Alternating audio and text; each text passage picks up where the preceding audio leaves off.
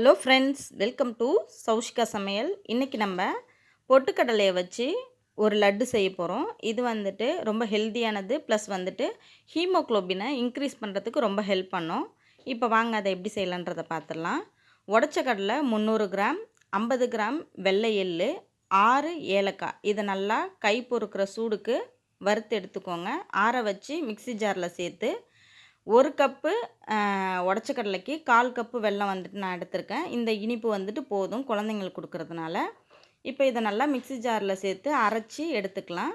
இப்போ வந்து இதை நெய் விட்டு நம்ம பிசைகிறதுனால நெய் தேவைக்கேற்ப எடுத்துக்கோங்க. அதில் முந்திரி பருப்பு, திராட்சை 2ம் சேர்த்து பொரிஞ்சதுக்கப்புறமா நம்ம மாவு கூட சேர்த்து நல்லா கலந்து விட்டு உருண்டையாக பிடிச்சு எடுத்துக்கலாம்.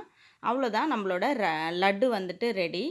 இந்த லட்டை சாப்பிட்றது மூலயமா குழந்தைங்க ஹெல்த்தியாகவும் இருப்பாங்க, ஆரோக்கியமாகவும் இருப்பாங்க. தேங்க்யூ ஃபார் வாட்சிங்.